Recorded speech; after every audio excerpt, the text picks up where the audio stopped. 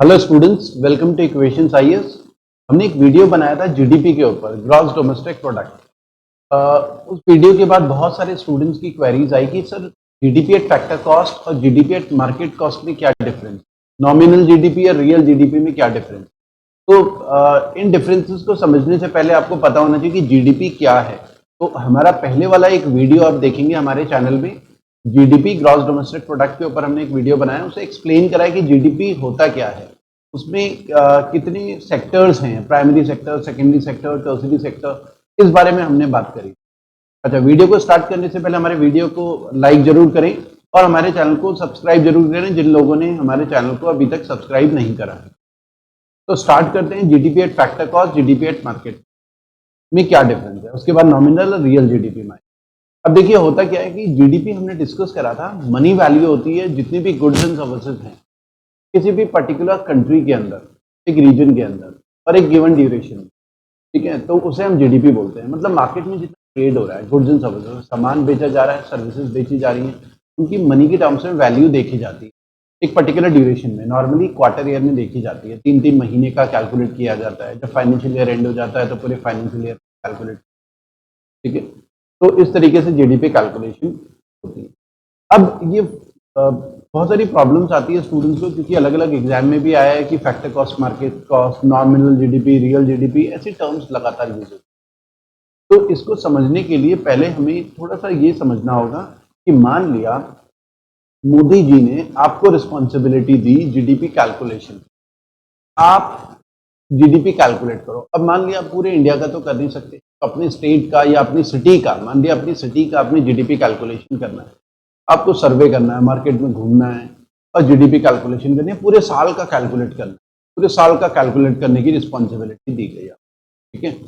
तो पहले तीन तीन महीने का कैलकुलेट करेंगे, 1 क्वार्टर का।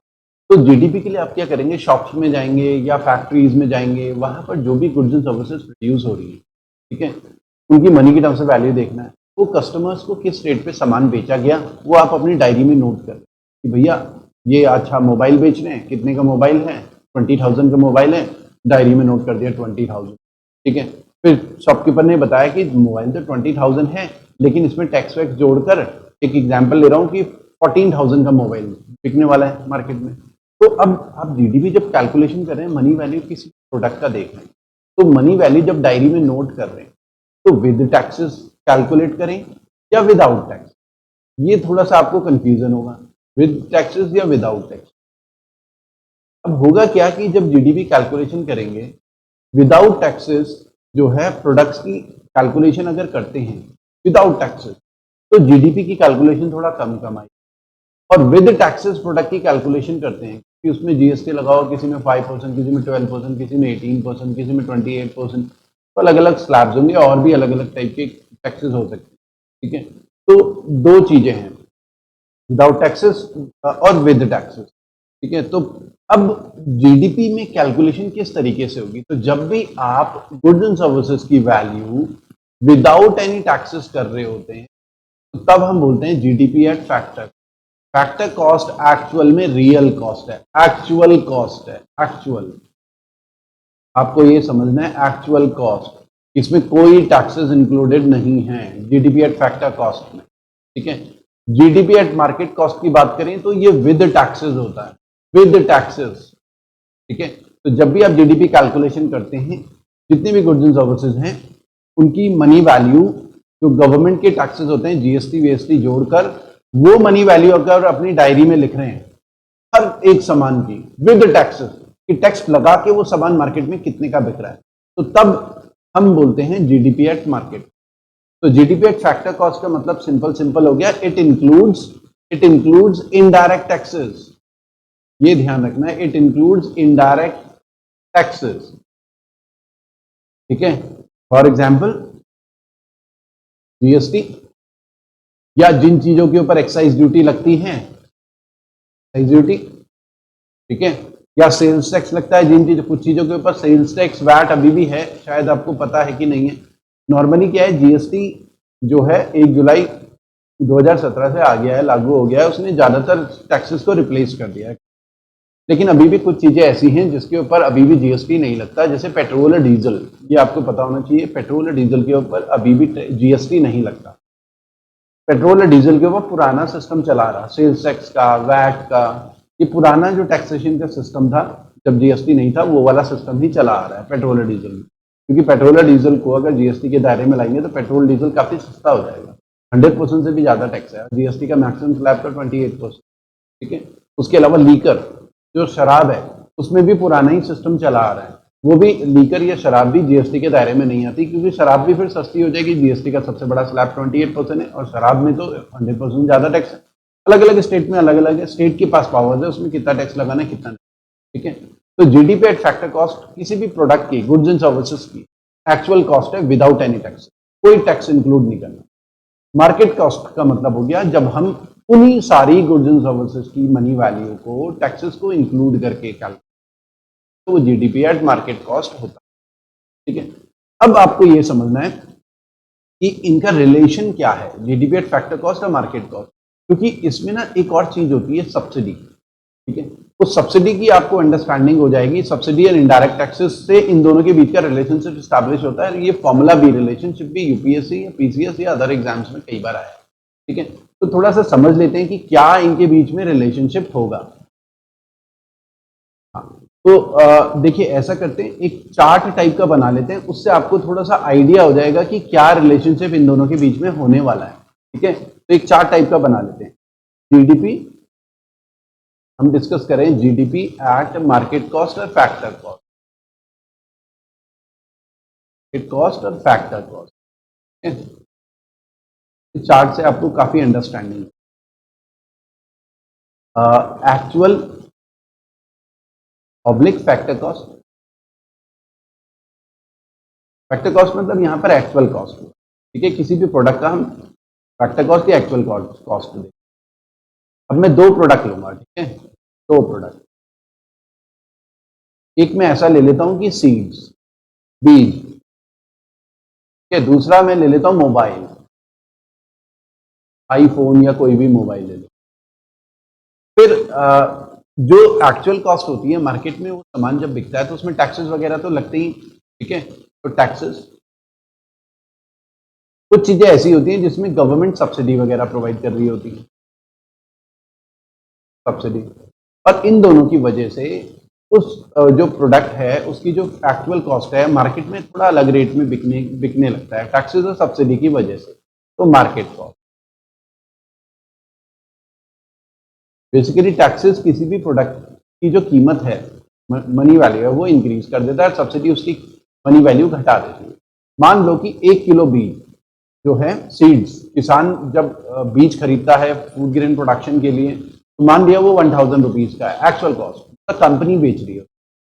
कोई कंपनी जो है 1000 रुपये उसकी एक्चुअल कॉस्ट है, 1000 रुपये में उसने किसानों को बीज बेचने हैं, सीड्स बेचने। अब देखिए सीड्स बेचने हैं तो सरकार की तो इतनी हिम्मत होती नहीं कि उनके ऊपर टैक्स वगैरह लगाए। तो मान लिया कि इसके ऊपर सरकार ने कोई टैक्स नहीं लिया, जीरो। नॉर्मली क्या होगा, एग्रीकल्चर में, जो कि इनकम टैक्स से भी एग्जम्प्ट है, एग्रीकल्चर इनकम, और कई चीजें ऐसी, फर्टिलाइजर हो गया, कई चीजों के ऊपर सरकार जो है टैक्स नहीं लगाती। ठीक है, क्योंकि ये फार्मर से रिलेटेड होता है। आपको समझ में आएगा कि क्यों नहीं लगाती। वो प्राइमरी सेक्टर में हमने डिस्कशन करा था जीडीपी में, इसके पीछे रीजंस हैं, क्योंकि उनके लिए कुछ ऐसा मार्जिन बचता नहीं है। ठीक है, ओवरऑल बहुत सारे फार्मर्स को लॉस भी हो रहा होता है, सर्वाइवल बहुत मुश्किल हो जाता है। ठीक है, हाँ, सब्सिडी इसमें सरकार नॉर्मली देती है। मान लिया कि 300 रुपए की सब्सिडी। देखिए अगर टैक्स लग रहा होता तो टैक्स किसी भी प्रोडक्ट की कीमत को बढ़ा देता है, और सब्सिडी अगर सरकार दे रही होती है तो मार्केट में उस प्रोडक्ट की कीमत को घटा देता है। सब्सिडी का मतलब क्या है कि सरकार ने कंपनी को बोला कि देखो आप 1000 रुपए के बीज किसान को बेच दो, किसान गरीब है, वो अफोर्ड नहीं कर पाएगा, तो हम सब्सिडी दे 300। मतलब 1000 वाले सामान को आप किसानों को 700 में बेचना, और आपको जो 300 रुपए का नुकसान हो सकता है वो हम पे करेंगे। ठीक है, तो कंपनी को तो 1000 रुपए ही मिल रहे हैं बीज बेचकर, लेकिन उसमें से 300 रुपए ना सरकार दे रही है एज अ सब्सिडी कंपनी को, किसानों को 700 रुपए ही मिल रहे हैं। तो आपको बस ये समझना है कि जो फैक्टर कॉस्ट है, फैक्टर कॉस्ट, उसकी कीमत को टैक्सेस बढ़ा देते हैं और सब्सिडी घटा देती है। ठीक है, ये आपको समझ अंडरस्टैंडिंग होनी चाहिए। अब मान लिया मोबाइल 10,000 रुपये, एक एग्जाम्पल। अब सरकार ऐसे तो करेगी नहीं कि टैक्स फ्री हो गया मोबाइल, तो मोबाइल के ऊपर टैक्स लगा रही है। मान लिया, क्योंकि वैसे तो 5% का स्लैब है, 12%, 18%, एक एग्जाम्पल ले लेते हैं, मान लिया कि 2,000 रुपये का टैक्स लगा। रफली एक अंडरस्टैंडिंग के लिए एग्जाम्पल है कि 20% टैक्स का तो अभी कोई स्लैब है, ठीक है। अब सरकार इसमें सब्सिडी तो देगी नहीं, मोबाइल में जीरो सब्सिडी। अब देखिए टैक्सेस क्या करेगा, मोबाइल की जो फैक्टर कॉस्ट है कि मार्केट कॉस्ट को इंक्रीज कर 12,000 का मोबाइल मिलेगा मार्केट, 12,000 का मोबाइल मिलेगा मार्केट। तो एक हमें रिलेशन समझ में आया जीडीपी, क्योंकि ये रिलेशन कई बार एग्जाम में आया है, इसकी अंडरस्टैंडिंग होनी चाहिए। GDP at market cost, GDP at market cost equal to क्या होता है, GDP at factor cost, GDP at factor cost. अब ये जो एक्चुअल कॉस्ट है, ठीक है, इसमें टैक्सेस लगाएं तो मार्केट कॉस्ट मिल जाती है, इनडायरेक्ट टैक्सेस, इनडायरेक्ट टैक्सेस, ये इनडायरेक्ट टैक्सेस है, ठीक है। तो क्योंकि एक्चुअल कॉस्ट में टैक्सेस जोड़े तो हमें मार्केट कॉस्ट मिलती है। दूसरा, हमें एक बात समझ में आ रहा है, इसे रटना नहीं है, इसे समझना है, एक अंडरस्टैंडिंग वाली बात, कोई कंफ्यूजन नहीं होना चाहिए एग्जाम में, ठीक है। होता क्या है कि अब ये जो फैक्टर कॉस्ट है, जैसा हमें दिख रहा है, सब्सिडी माइनस करेंगे तब मार्केट कॉस्ट मिलती है, क्योंकि सब्सिडी ना एक्चुअल कॉस्ट को ना डिक्रीज करके मार्केट कॉस्ट में ले आता है। मार्केट में वो सामान सब्सिडी की वजह से सस्ते में मिलता है, तो माइनस सब्सिडी, ये रिलेशन एग्जाम में कई बार आया, माइनस सब्सिडी।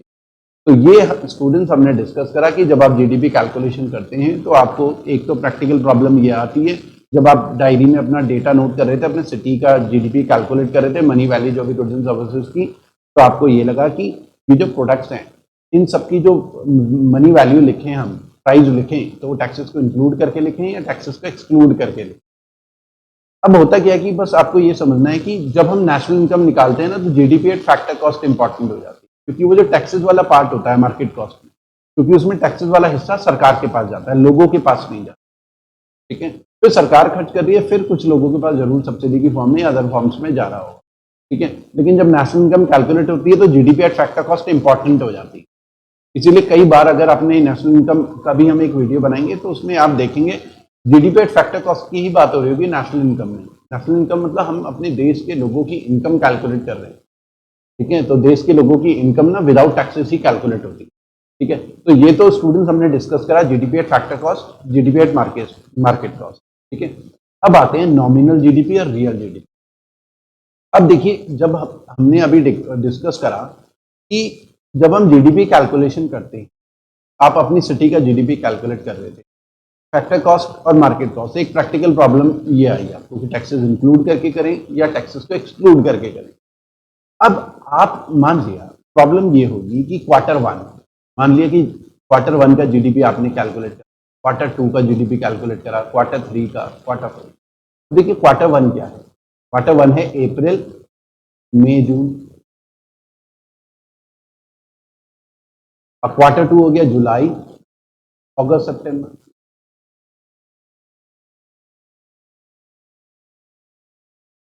अब प्रैक्टिकल प्रॉब्लम क्या है, प्रैक्टिकल प्रॉब्लम यह आएगी कि मान लिया, एक एग्जांपल लेते हैं, चावल की बात करें, क्या राइस, चावल जो था, चावल जितना भी प्रोड्यूस हुआ, मान लिया कि चावल प्रोड्यूस हुआ इस क्वार्टर में 100 केजी की एग्जांपल है, 100 केजी चावल प्रोड्यूस, और चावल जो था 20 रुपीज पर केजी था, तो उसकी मनी वैल्यू 2000 रुपीज होगी, चावल 20 रुपीज पर केजी। तो मनी वैल्यू इस क्वार्टर में आप 2000 रुपीज कैलकुलेट, जीडीपी जब कैलकुलेशन कर रहे हो तो 2000 रुपीज आपने जीडीपी कैलकुलेट कर लिया। अब जब नेक्स्ट क्वार्टर की बारी आई, नेक्स्ट क्वार्टर में क्या हुआ कि चावल का प्रोडक्शन था 80 केजी, नेक्स्ट क्वार्टर में प्रोडक्शन थोड़ा डिक्रीज हो गया, तो इसको ऐसा बोलेंगे ना फिर जीडीपी डाउन हो गया, क्योंकि प्रोडक्शन डाउन हो गया।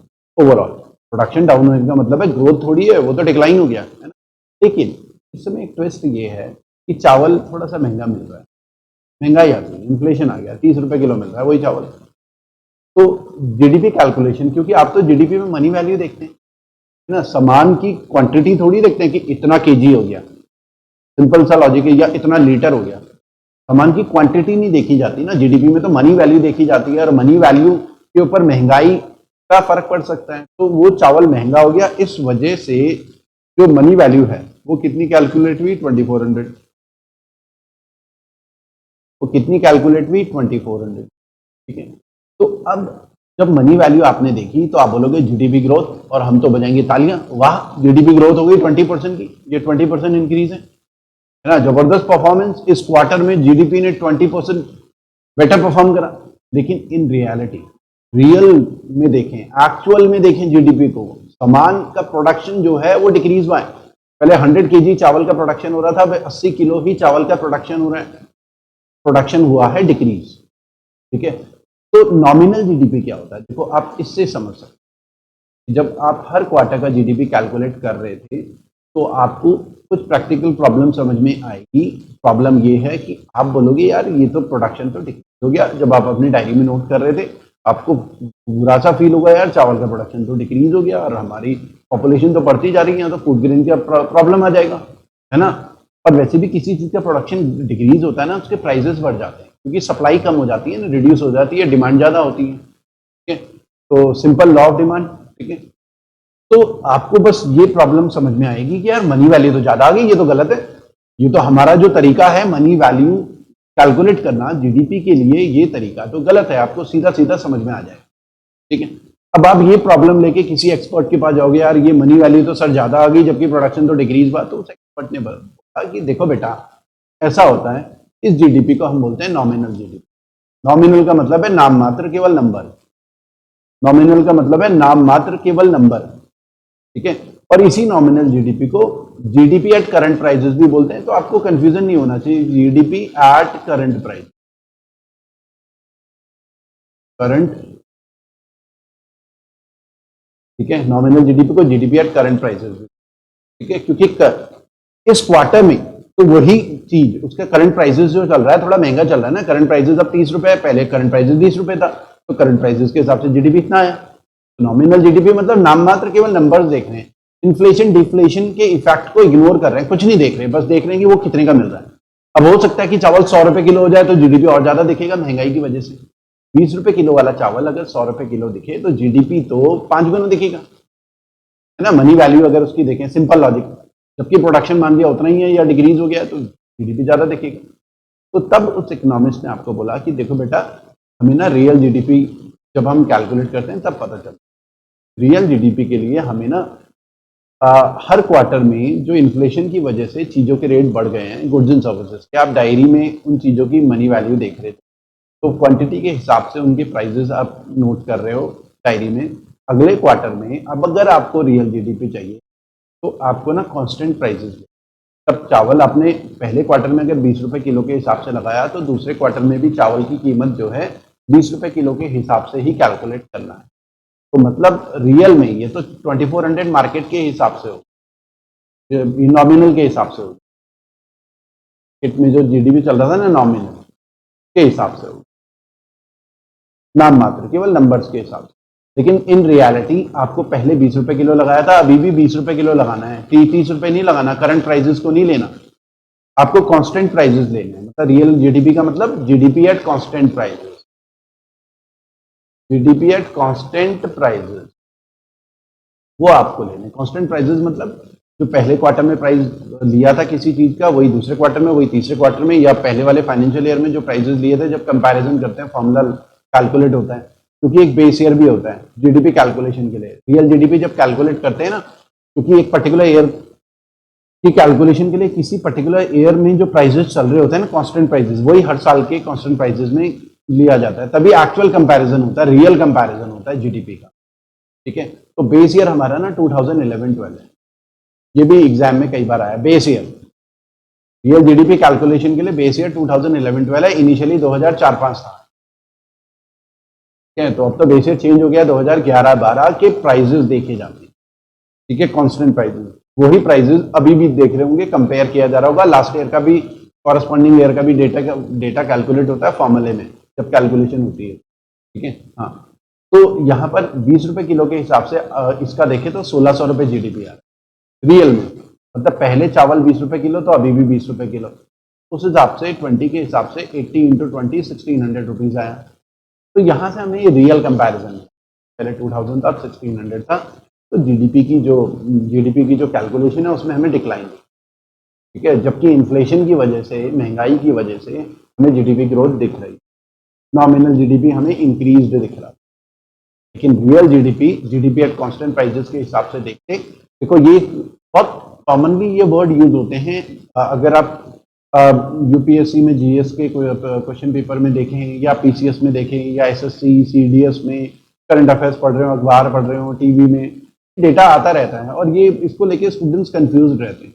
इस वीडियो को आप पूरा शुरू से लेकर आखिरी तक देखेंगे और साथ ही साथ जो जीडीपी का हमारा पहले वाला वीडियो था वो भी देखेंगे तो 100% गारंटी आपको एक क्लियर अंडरस्टैंडिंग हो जाएगी कि इनमें डिफरेंस क्या हो, ठीक है। तो real GDP at constant prices हमें दिख रहा है यहाँ पर डिक्लाइन, कि नॉमिनल जीडीपी इंक्रीज दिख रहा है। तो इसीलिए जब जीडीपी कैलकुलेशन आप इस तरीके से सोचिए कि आप खुद जीडीपी कैलकुलेशन कर रहे हैं, मोहल्ले में घूम घूम के, मार्केट में घूम घूम के, तो प्रैक्टिकल प्रॉब्लम आपको समझ में आएगी। उन्हीं प्रैक्टिकल प्रॉब्लम्स को देखकर जीडीपी के लिए अलग अलग टर्म्स बनी है, GDP at factor cost, GDP at market cost, nominal GDP, real GDP, ठीक है। तो ये सारी टर्म्स उन्हीं को देखते हुए बनी है। तो नॉमिनल जीडीपी का मतलब सिंपल हो गया, नॉमिनल जीडीपी मतलब सिंपल नंबर्स कैलकुलेट कर रहे होते हैं हम, सिंपल नंबर, ठीक है। तो नॉमिनल जीडीपी मतलब it is evaluated at current market prices, ठीक है, ड्यूरिंग द करंट ईयर, ठीक है, जो भी करंट मार्केट प्राइसेस होता है ड्यू टू इन्फ्लेशन और डिफ्लेशन, तो चाहे वो इन्फ्लेशन की वजह से हो चाहे डिफ्लेशन की वजह से हो। जबकि रियल जीडीपी जो होता है इट रिमूव्स, ठीक है, रियल जीडीपी में लिख सकते हैं आप, नोट्स भी बना सकते हैं। रियल जीडीपी क्या करता है, it removes any effect that have arisen, ये ऐसे इफेक्ट्स को हटाता है, ठीक है, that have arisen due to inflation और डिफ्लेशन, महंगाई बढ़ने की वजह से और या कीमत घटने की वजह से जो इफेक्ट जीडीपी की कैलकुलेशन में पड़ रहा होता है उस इफेक्ट को रियल जीडीपी हटा देता है। और ये रियल जीडीपी ही ट्रू पिक्चर होता है, नॉमिनल जीडीपी ट्रू पिक्चर नहीं होता, क्योंकि महंगाई की वजह से हमें ज्यादा दिख रहा होता है, फील हो रहा होता है कि जीडीपी बढ़ गया, ठीक है। बेस ईयर इंपॉर्टेंट है इन दोनों में, और इन दोनों में डिफरेंस हमने डिस्कस कर ही लिया है। तो आज के लिए स्टूडेंट्स इतना ही करते हैं, फिर नेक्स्ट कोई इंपॉर्टेंट टॉपिक हम दोबारा से आपके लिए लेकर आएंगे। Thank you student.